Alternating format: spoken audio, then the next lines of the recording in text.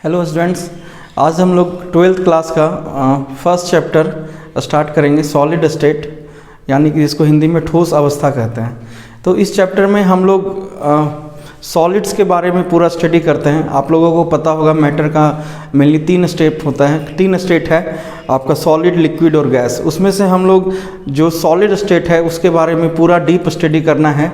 तो जिसमें हम लोग इसको 3 पार्ट में अलग अलग बांटते हैं। तो फर्स्ट पार्ट में हम लोग एनालिसिस करेंगे कि क्रिस्टल सॉलिड और नॉन क्रिस्टल सॉलिड क्या है।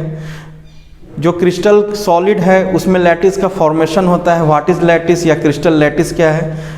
जो क्रिस्टल लैटिस है उसका सबसे स्मॉलेस्ट यूनिट है, या कह सकते हैं कि जो पूरा का पूरा सॉलिड बनता है वो यूनिट सेल से बनता है, और उसी पे उस सॉलिड का स्ट्रक्चर डिपेंड करता है। और 3D स्ट्रक्चर कौन कौन से होते हैं स्पेस में, तो वो हम लोग 7 क्रिस्टल सिस्टम में स्टडी करेंगे। ये पार्ट 1 हुआ। तो हम लोग इसमें सारा का सारा चीज़ इसके मॉलिक्यूल्स पर डिपेंड करेगा कि उसका अरेंजमेंट कैसा है। और सॉलिड स्टेट मॉलिक्यूल्स का हम लोग जो स्टडी करते हैं वो 3D स्टडी करते हैं, यानी कि 3rd डायमेंशन में हम लोग इसका स्टडी करते हैं। इसमें हाइट, लेंथ और विड्थ, या ऐसे कह सकते हैं तीनों एक्सिस में इसको पढ़ते हैं हम लोग, एक्स एक्सिस, वाई एक्सिस और जेड एक्सिस में। तो सबसे पहले हम लोग ये जानते हैं कि सॉलिड क्या है। तो आप लोग बचपन से पढ़ते आ रहे हैं कि सॉलिड वैसा पदार्थ या वैसे मैटर जिसमें इंटरमोलिकुलर फोर्स मैक्सिमम हो और इंटरमोलिकुलर डिस्टेंस मिनिमम होता है, यानी कि अंतराण्विक आकर्षण बल, अणुओं के बीच जो लगने वाला आकर्षण बल है वो आपका अत्यधिक हो, और अंतराण्विक दूरी, दोनों अणुओं के जो बीच की दूरी है वो न्यूनतम होनी चाहिए। तो इसलिए जो ऐसे पदार्थ में अणुओं का नेचर या गुण पाया जाता है वो ठोस रूप में होते हैं। और ठोस रूप के जो अणु हैं उनमें एक नियमित अरेंजमेंट होता है, उसकी व्यवस्था नियमित होती है, जिस कारण से वो बहुत ही ज़्यादा दृढ़, यानी कि रिजिड मतलब कठोर हो जाते हैं, जिस कारण से हम उसे ठोस कहते हैं। तो ठोस शब्द जैसे ही कहा जाता है तो आपके दिमाग में एक ठोस चीज़ें आती होगी, जैसे ईंट आ गया, प्लास्टिक, रबर या फिर हीरा, ग्रेफाइट। तो इसमें से क्या सभी मैटर, सभी जो भी सॉलिड मैटर हैं, क्या सभी रियल ठोस हैं या ट्रू सॉलिड हैं? ऐसा नहीं है। हम लोग 12th क्लास में जो सॉलिड को क्लासिफाइड करते हैं वो 2 टाइप में क्लासिफाइड होता है। एक होता है क्रिस्टल सॉलिड और दूसरा है नॉन क्रिस्टल सॉलिड। यानी कि सॉलिड को जो हमने क्लासिफाइड किया वो 2 टाइप में उसको क्लासिफाइड किया। एक किया हमने क्रिस्टल सॉलिड और दूसरा किया non crystal solid. Non crystal solid को हम लोग एमॉर्फस भी कहते हैं, एमॉर्फस, यानी कि जो सॉलिड है वो सही में सॉलिड हो भी सकता है, नहीं भी। जैसे एग्जांपल के लिए मैं ये कहता हूँ, ये प्लास्टिक, ये जो मार्कर है ये जनरली मान ली ये प्लास्टिक का बना है, तो क्या ये सॉलिड है? तो आपके टर्म में ये सॉलिड है, लेकिन अगर कोई जो भी केमिस्ट्री का स्टूडेंट है, अगर वो 12th क्लास का फर्स्ट चैप्टर स्टडी कर लिए होंगे तो उसके लिए ये सॉलिड नहीं है, ये स्यूडो सॉलिड है। एक्चुअली ये सॉलिड है लेकिन ये सॉलिड नहीं है, क्योंकि इसके जो मॉलिक्यूल्स हैं वो एक रेगुलर मैनर में, एक लंबी श्रृंखला, एक लॉन्ग रेंज ऑर्डर में लैटिस का फॉर्मेशन नहीं कर रहे हैं, और इनमें उतना ज़्यादा स्टेबिलिटी नहीं है जितना कि डायमंड में होता है। तो डायमंड आपका एक ट्रू सॉलिड है, यानी कि हम ये भी कह सकते हैं जो कि क्रिस्टल सॉलिड है, आपका क्रिस्टल सॉलिड एक आपका ट्रू सॉलिड होता है जो सही में सॉलिड है। और जो एमॉर्फस सॉलिड है ये आपका स्यूडो सॉलिड होता है। स्यूडो का हिंदी होता है छद्म, मतलब छुपा हुआ ठोस, मतलब ठोस है लेकिन ठोस नहीं है। और ट्रू मतलब होता है सही ठोस, जो कि सही में ठोस होता है और जिसे हम सही में ठोस की कैटेगरी में रखते हैं। ठीक है, आगे हम लोग अब समझते हैं, थोड़ा सा डिफरेंस देख लेते हैं कि क्रिस्टल सॉलिड और नॉन क्रिस्टल सॉलिड में क्या डिफरेंस है या किसे कहते हैं। जैसा कि अभी हमने छोटा सा इंट्रोडक्शन दिया कि जो ट्रू सॉलिड हैं वो क्रिस्टल सॉलिड हैं, तो हम लोग इसमें छोटा सा डिफरेंस देख रहे हैं क्या क्या है। तो जो क्रिस्टल सॉलिड होता है, जो भी क्रिस्टल सॉलिड है, वो क्रिस्टल सॉलिड को अगर हम लोग बांटते हैं तो मेनली उसके मॉलिक्यूल्स के अरेंजमेंट पर उनको डिफर किया जाता है। जो भी क्रिस्टल सॉलिड के मॉलिक्यूल्स होते हैं वो क्लोज टू ईच अदर तो होते हैं, बट एक रेगुलर मैनर में अरेंज होते हैं लॉन्ग रेंज ऑर्डर के साथ। That is a regular manner. ये रेगुलर मैनर है, इसमें कोई भी मॉलिक्यूल्स अपने पोजीशन को बदल नहीं रहा, वो एक साथ जुड़े हुए हैं, एक ही मैनर में हैं। और ये लॉन्ग रेंज ऑर्डर का अर्थ है ये लंबी श्रृंखला बना रहे हैं, मतलब हम कह सकते हैं ये लॉन्ग रेंज ऑर्डर है और एक रेगुलर मैनर है। लॉन्ग रेंज ऑर्डर मतलब हम कह सकते हैं ये दीर्घ परास में जुड़े हुए हैं, एक लंबी श्रृंखला बना रहे हैं। रेगुलर मतलब वो है नियमित व्यवस्था में जुड़े हुए हैं। तो इस तरह से ये क्रिस्टल सॉलिड का एक छोटा सा आपका प्रॉपर्टीज़ है, एक कैरेक्टरिस्टिक्स है। दूसरा इसमें कैरेक्टरिस्टिक्स होता है कि जो भी इसमें मॉलिक्यूल्स अरेंज हैं वो एक लैटिस का फॉर्मेशन करते हैं। लैटिस का मतलब होता है जाल, जालक, जो कि जाल शब्द से बना है, वो एक लैटिस का फॉर्मेशन करते हैं जिसमें सारे मॉलिक्यूल्स एक दूसरे के साथ बहुत ही ज़्यादा टाइटली बॉन्डेड होते हैं, जिस कारण से जो क्रिस्टल सॉलिड है एक ट्रू सॉलिड हो जाता है। इसको हम लोग कहते हैं क्रिस्टल लैटिस। इसे क्रिस्टल लैटिस कहा जाता है, जिसे हिंदी में क्रिस्टल जालक कहते हैं। तो यहाँ पर जो क्रिस्टल लैटिस है वो मॉलिक्यूल्स के रेगुलर अरेंजमेंट और लॉन्ग रेंज ऑर्डर के फॉर्मेशन से तैयार होता है। और ये क्रिस्टल लैटिस क्या है, इसके बाद हम थोड़ा सा जस्ट इस टॉपिक के बाद हम उसको डिटेल में समझेंगे। तो इसमें क्या हुआ है, जो अक्रिस्टलीय ठोस है यानी कि नॉन क्रिस्टल सॉलिड में जो मॉलिक्यूल्स हैं वो एक रेगुलर मैनर में अरेंज नहीं होते हैं, not arranged in regular manner, वो रेगुलर मैनर में अरेंज नहीं है। अब रेगुलर मैनर में अरेंज नहीं है तो इसका मतलब क्या हुआ कि ये लंबी श्रृंखला भी नहीं बना रहे हैं। मतलब not arranged in regular manner, इसका मतलब है कि नियमित व्यवस्था नहीं है, या हम इसे कह सकते हैं कि इसका जो परास है, जो रेंज है वो शॉर्ट रेंज है। तो इसके मॉलिक्यूल शॉर्ट रेंज में अरेंज्ड होते हैं, शॉर्ट रेंज, जिसे हिंदी में कहा जाता है लघु परास। लघु परास का निर्माण करते हैं ये। तो ऐसे जो क्रिस्टल सॉलिड है ऐसे जो सॉलिड है उसको हम लोग अक्रिस्टलीय ठोस यानी कि नॉन क्रिस्टल सॉलिड कहते हैं। और इसमें दूसरा कैरेक्टरिस्टिक्स है कि इसमें रेगुलर 3D लैटिस का फॉर्मेशन नहीं होता है, क्योंकि इसमें मॉलिक्यूल्स रेगुलर अरेंज नहीं है, लॉन्ग रेंज ऑर्डर में नहीं है। तो हम इसको लिख सकते हैं कि not form a regular lattice. ये रेगुलर लैटिस नहीं बना रहे हैं, इसलिए इनको जो क्रिस्टल लैटिस है वो मेनली क्रिस्टल सॉलिड में पाया जाता है, जबकि अक्रिस्टलीय ठोस में या नॉन क्रिस्टल सॉलिड में क्रिस्टल लैटिस का रेगुलर जो क्रिस्टल लैटिस है 3D फॉर्म में उसका फॉर्मेशन नहीं होता है। तो अब इसमें से कौन कौन से एग्जाम्पल हैं जो इसको हम इस कैटेगरी में रख सकते हैं उसको देख लेते हैं, उससे ज़्यादा क्लियर हो जाएगा। तो जो भी क्रिस्टल सॉलिड है उस क्रिस्टल सॉलिड में हम रख सकते हैं डायमंड को। डायमंड आपका एक ट्रू सॉलिड है जिसका फॉर्मूला कार्बन होता है SiC silicon carbide, SiO2 quartz, NaCl crystal, KCl, H2O ice, ये सभी आपके जो है क्रिस्टल सॉलिड होते हैं। अब इसमें कौन कौन आता है, जो आपके नॉन क्रिस्टल सॉलिड हैं। नॉन क्रिस्टल सॉलिड के लिए आप एग्जांपल लिख सकते हैं प्लास्टिक, रबर,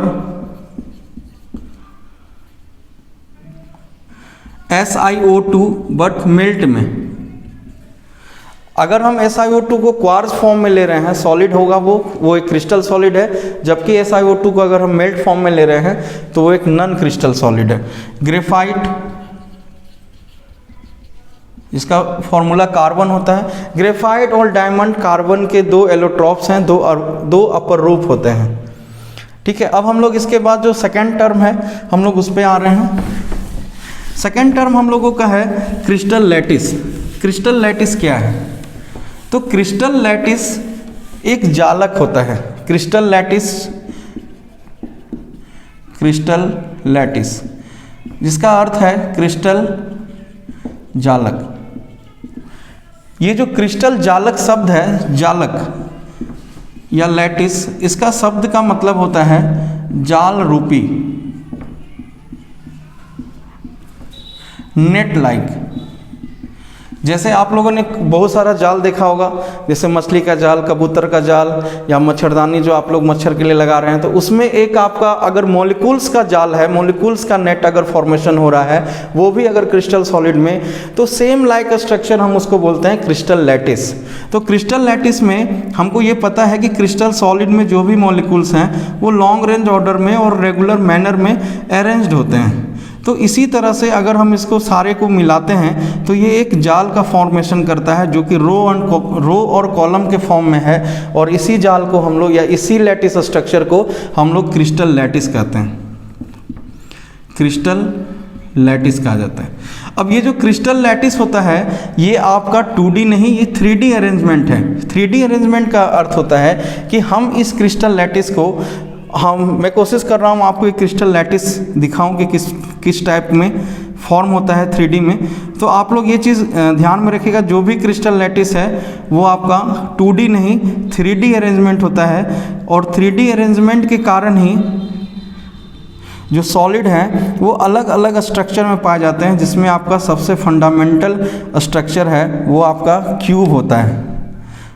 तो उस जो क्यूब स्ट्रक्चर है उसमें किसी भी एक मॉलिक्यूल्स पर अगर हम फोकस करें तो वो एक्स, वाई और जेड तीनों एक्सिस में रहता है। इसको ऐसे मिला दिया, फिर इसको यहाँ मिला दिया,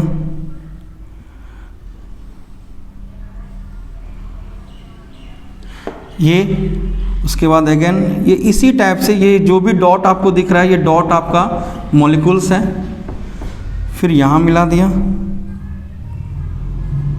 फिर इसको इससे मिला दिया और इधर मिला दिया। तो ये आपका एक लैटिस बनता जा रहा है, ये जाल बनता जा रहा है। और अगर आप इसको गौर से देख पाएँ तो ये आपको, मैंने अभी जस्ट कहा कि ये फंडामेंटल स्ट्रक्चर इसका क्यूब होता है, यानी कि घन होता है, और ये आपको घन लाइक स्ट्रक्चर दिखेगा।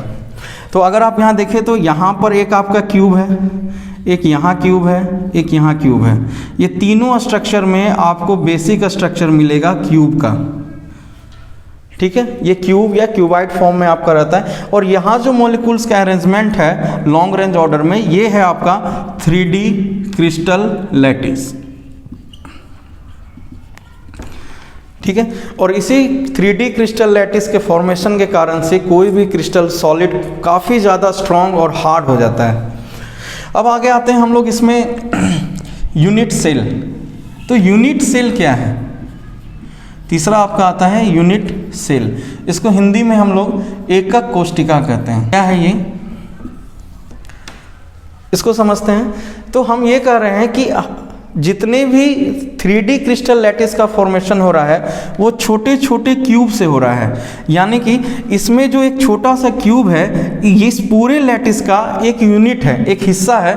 और यूनिट का अर्थ होता है एक, यूनिट की अगर हम बात करें तो इसका अर्थ होता है एक, और सेल का अर्थ होता है रूम, ठीक है। एक रूम, और रूम जनरली आप अगर अभी अपने रूम में बैठ के पढ़ रहे हो या कुछ भी करो, एक जनरली रूम का जो शेप होता है वो क्यूब जैसा होता है। और क्यूब का फंडामेंटल शेप में बता दे रहा हूँ, ये कुछ इस तरह का आपको दिखेगा, ठीक है। तो ये जो छोटा सा फंडामेंटल शेप मैंने बनाया है क्यूब का, मैं ये नहीं कह रहा कि यूनिट सेल का शेप सिर्फ क्यूब होगा, ऐसा नहीं है। लेकिन फंडामेंटली किसी भी क्रिस्टल लैटिस में आपको क्यूब शेप मिलेगा, क्योंकि जो क्यूब शेप है उसी शेप के बेस पर और भी जितने शेप हैं वो डिसाइड होते हैं, या यूनिट सेल का टाइप क्रिएट होता है। तो ये जो है, तो इसी में जो 1, 2 और 3, मतलब इस 3 क्यूब को मैंने बना दिया तो पूरा का पूरा लैटिस का फॉर्मेशन हो जाता है। तो मैं ये डिफाइन कर सकता हूँ कि smallest structural unit of crystal lattice, छोटा सा डेफिनेशन है बस। क्रिस्टल लैटिस का सबसे स्ट्रक्चरल यूनिट स्मॉलेस्ट हो, लेकिन साथ में स्ट्रक्चरल हो। ऐसा नहीं कि हम इसमें कोई भी शेप निकाल कर दे दें, ऐसा नहीं। ये स्ट्रक्चरल एक कंसेप्चुअल वर्ड है, ऐसा होना चाहिए। मतलब कि सबसे छोटी संरचनात्मक इकाई आपका कहलाता है यूनिट सेल, ठीक है। तो इसमें हम यहाँ पे इसको फोकस करते हैं। तो यहाँ पर ये जो आपका ये जो क्यूब का हिस्सा दिख रहा है, यही क्यूब का हिस्सा 3D क्रिस्टल लैटिस में यूनिट सेल होता है। और बहुत सारे यूनिट सेल को अगर हम मिला देते हैं तो एक क्रिस्टल लैटिस का फॉर्मेशन हो जाता है। तो हम लोग ऐसा एक सीक्वेंस बना सकते हैं कि यूनिट सेल से बना आपका क्रिस्टल लैटिस, और क्रिस्टल लैटिस को बनाने से ही क्रिस्टल सॉलिड का फॉर्मेशन होता है। और यूनिट सेल किससे मिलके बन रहा है? आपके मॉलिक्यूल से, या आयन से, या एटम से। ठीक है, तो यहाँ पर एक पॉइंट जो हमको ये दिख रहा है, इस पॉइंट को लैटिस पॉइंट कहते हैं। इस पॉइंट को क्या कहा जाता है? Lattice point. हिंदी में इसको जालक बिंदु कहते हैं। हिंदी में इसे जालक बिंदु कहा जाता है, लैटिस पॉइंट। अब इस लैटिस पॉइंट या जहां भी एटम सिचुएटेड होगा वो सारा पोजीशन लैटिस पॉइंट कहलाता है। मतलब कि लैटिस पॉइंट एक ऐसा पोजीशन है, लैटिस पॉइंट एक ऐसा पोजीशन है जहां पर कोई भी एटम, मॉलिक्यूल्स या आयंस सिचुएटेड होते हैं, वो वहाँ पे रहते हैं, पोजीशन लेते हैं, और उसी के कारण पूरा का पूरा क्रिस्टल लैटिस या यूनिट सेल का फॉर्मेशन होता है। वो हर एक पॉइंट मॉलिक्यूल्स का वो एक लैटिस पॉइंट कहलाता है। ठीक है, तो इसके बाद हम लोग देखेंगे कि यूनिट सेल कितने टाइप के होते हैं और यूनिट सेल के टाइप पर कितने टाइप के 3D स्ट्रक्चर अभी फाइंड हो चुके हैं। तो एक ब्रेवियस नामक एक मैथमेटिशियन थे जिन्होंने 7 क्रिस्टल सिस्टम यानी कि ब्रेवियस लैटिस का खोज किया था। उन्होंने 14 टोटल ब्रेवियस लैटिस को खोजा था, और 7 क्रिस्टल सिस्टम यानी कि टोटल 3D में यूनिट सेल किया जो क्रिस्टल सॉलिड है, उसमें जो क्रिस्टल लैटिस है उसके लिए उन्होंने टोटल 7 डिफरेंट स्ट्रक्चर को खोजा, जिसमें आप सबको 3D स्ट्रक्चर में 1 या 2 तो आपको जनरली पता होगा, जैसे क्यूब और क्यूबाइड। और भी होते हैं जैसे tetragonal, orthorhombic, rhombohedral, triclinic, monoclinic, hexagonal. तो ये सब टाइप कहलाते हैं आपके 7 क्रिस्टल सिस्टम। तो 7 क्रिस्टल सिस्टम को पढ़ने से पहले थोड़ा सा हम लोग ये पढ़ लेते हैं कि टाइप्स ऑफ यूनिट सेल क्या है। तो टाइप्स ऑफ यूनिट सेल होता है कि मॉलिक्यूल्स के पोजीशन के बेस पर यूनिट सेल को डिफरेंट टाइप में बांटा गया। टोटल मेनली इनको 2 टाइप में बांटा जाता है। एक आपका होता है सिंपल क्यूबिक, एक है सिंपल क्यूबिक या जिसको हिंदी में कहते हैं सरल घनीय, और ये प्राइमरी है तो वहाँ से एक वर्ड आया है प्रिमिटिव क्यूबिक यूनिट सेल। और आपका सेकेंड टाइप होता है सेंटर्ड यानी कि केंद्रित। सेंट्रल यूनिट सेल पढ़ने से पहले हम लोग छोटा सा एक बेसिक लेंगे। तो बेसिक ये है कि जो भी क्यूबिक यूनिट सेल होता है या जो बेसिक स्ट्रक्चर हम अगर क्यूब को मान रहे हैं तो इसकी कुछ प्रॉपर्टीज़ हैं जो आपने बचपन में भी पढ़ी होगी 5-6 क्लास में। इसमें बेसिक प्रॉपर्टीज़ ये है कि जो भी क्यूब है उस क्यूब में 3 मेनली प्रॉपर्टीज़ हैं। एक फेस, एक एज, फेस को हिंदी में फलक कहते हैं, एज को किनारा, और तीसरा होता है कॉर्नर, क्योंकि विदाउट कॉर्नर तो किसी भी क्यूब का फॉर्मेशन नहीं हो सकता। फेस का मतलब हुआ ये सामने का हिस्सा। आप जहाँ बैठे हैं उस रूम को आप परफेक्ट क्यूब मान सकते हैं। आप वहाँ जहाँ आपका फेस है उसके सामने जो दीवार है वो आपका फेस है। तो आप टोटल अगर दीवार को काउंट करेंगे, वाल को काउंट करेंगे तो ये 6 फेसेस होते हैं। ठीक है, एक आमने सामने, एक आपके दाएं बाएं, एक ऊपर नीचे, टोटल आपके 6 फेसेस होते हैं। जो कॉर्नर को मिलाने वाला पिलर है रूम का, या जो हम कह सकते हैं दोनों मॉलिक्यूल्स को मिलाने वाली जो लाइन है वो होती है किनारा। तो टोटल 12 किनारा होता है। और जो कॉर्नर है, आप अगर अपने सर के ऊपर देखेंगे बाएं या दाएं साइड तो आपको कोना में कॉर्नर दिखेगा, क्योंकि विदाउट कॉर्नर किसी भी रूम या किसी भी यूनिट सेल का फॉर्मेशन पॉसिबल नहीं है। तो इस बेस पर कॉर्नर आपका 8 होते हैं। ये आपको बेसिक प्रॉपर्टीज़ है जिसको आपको याद रखना है। एक इसमें दूसरी बेसिक प्रॉपर्टीज़ है, इसको हम पहला कह लेते हैं। और दूसरी बेसिक प्रॉपर्टीज़ है इसके शेप का डिपेंड होना। किसी भी यूनिट सेल का जो शेप होता है या क्रिस्टल लैटिस या सॉलिड का स्ट्रक्चर है वो मेनली दो बातों पर डिपेंड करता है, किनारा पर यानी एज पर ABC, और एक इसमें दूसरी प्रॉपर्टीज़ होती है अंतःफलक कोण। अंतःफलक कोण जिसको इंग्लिश में कहा जाता है इंटरफेसियल एंगल, इसको अल्फा, बीटा और गामा से सूचित करते हैं। ठीक है, ये आप लोग पॉइंट आउट रखेंगे। तो अब मैं इसको डील कर रहा हूँ कि ABC एक्चुअली है क्या। हाँ, तो अगर हम किसी भी एक मॉलिक्यूल्स के पॉइंट को अगर हम फोकस करें तो वहाँ से हम ये जानते हैं कि ये एक 3D स्ट्रक्चर है। तो 3D स्ट्रक्चर तीनों एक्सिस में होता है। तो आप किसी भी एक पॉइंट को पॉइंट आउट करेंगे तो आपको वहाँ से 3 लाइनें दिखेगी। तो एक आपका एक्स एक्सिस हो गया, एक वाई एक्सिस हो गया, एक जेड एक्सिस हो गया। मतलब कि एक आपको लेंथ के बारे में बताएगा, एक विड्थ के बारे में, और दूसरा हाइट के बारे में। तो इसको हम लोग A, B और C से डिनोट करेंगे, क्योंकि ये आपका इस स्ट्रक्चर में आपका ये किनारा होता है। ठीक है, और इनके जो फलक होते हैं, फेस होते हैं, या इन किनारों के जो बीच का एंगल है, हम यहाँ से देखते हैं एक अल्फा होता है यहाँ पे, एक आपका बीटा है यहाँ पर, और एक आपका ये गामा होता है। तो ये इसको हम लोग बोलते हैं इंटरफेसियल एंगल, अल्फा, बीटा और गामा। तो हम इसको इससे समझ सकते हैं, ये मेरे हाथ में एक परफेक्ट क्यूब है और ये क्यूब आया है क्रिस्टल लैटिस से। तो वो क्रिस्टल लैटिस मैं आपको दिखा रहा हूँ, ये यहाँ से निकला है। तो इसमें आपका क्या है कि ये एक मैंने बनाया है, ये बस थोड़ा सा मेहनत है। ये आपका परफेक्ट क्रिस्टल लैटिस है। इसमें मैंने ज़्यादा नहीं बनाया, इसमें 2 यूनिट सेल के साथ है, और ये इधर भी बढ़ सकता है, ये ऊपर भी हो सकता है, ये बाएं भी, ये दाएं भी। इस पूरे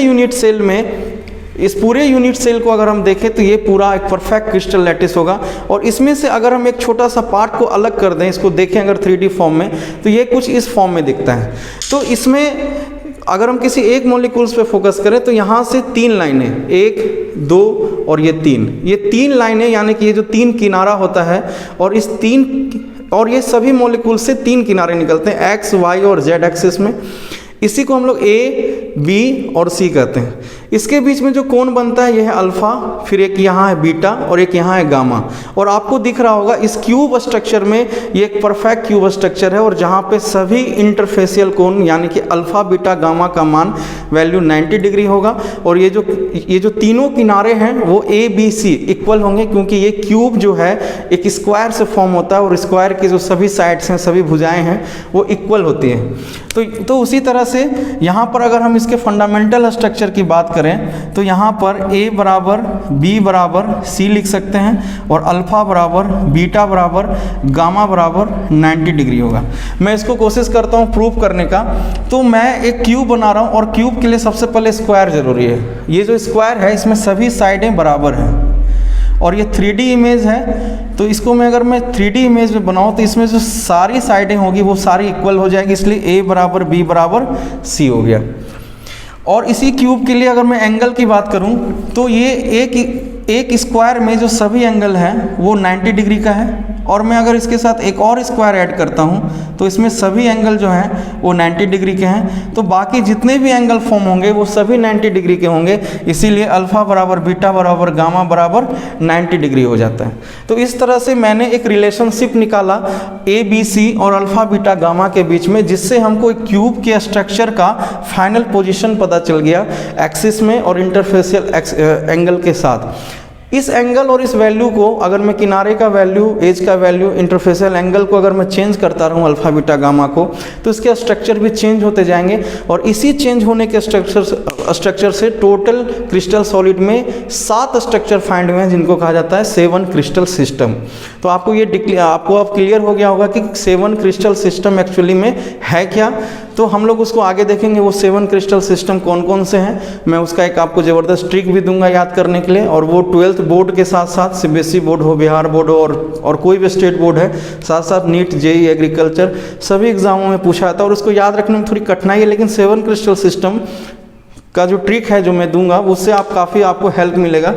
तो मैं थोड़ा सा फिर से अपने टॉपिक पर आ जाता हूँ, एक्चुअली ये सब इसी का टॉपिक है, तो मैं फिर से एक बार इसको समझा रहा हूँ कि आखिर ये 3 टाइप में, 2 टाइप में कौन कौन से टाइप होते हैं यूनिट सेल के। तो उसके बाद है कि सेंट्रल्ड क्यूबिक यूनिट सेल, तो क्या क्या है इसको हम लोग देखेंगे। तो पहला है हम लोगों का सिंपल क्यूबिक या प्रिमिटिव यूनिट सेल। तो प्रिमिटिव यूनिट सेल क्या होता है, इसमें ये सिंपल क्यूबिक होता है, ऐसे यूनिट सेल को हम लोग बोलते हैं क्यूबिक यूनिट सेल। ये आपका है सिंपल क्यूबिक यूनिट सेल, ठीक है, जिसमें आपका जनरली हमने पहले डिस्कस कर लिया, ये इस टाइप से परफेक्ट क्यूब है, ठीक है। अब आते हैं सेंटर्ड। सेंटर्ड कहने का मतलब है कि जो मॉलिक्यूल्स हैं वो किसी न किसी पोजीशन पे के सेंटर पर होंगे। तो सेंटर पोजीशन के लिए 3 ही मेरे पास आपके पास प्रॉपर्टीज होती है, एक या तो फेस पे लगा सकते हैं, या तो एज पे लगा सकते हैं, या कॉर्नर पे लगा सकते हैं, या बॉडी के बीच में रख सकते हैं। तो जनरली जो फाउंड किया गया है वो आपके फेस के सेंटर पर, दूसरा बॉडी के सेंटर पर है। तो इसको इस बेस पर 3 डिफरेंट पार्ट में बांटा गया। एक को कहा जाता है body centred cubic unit cell,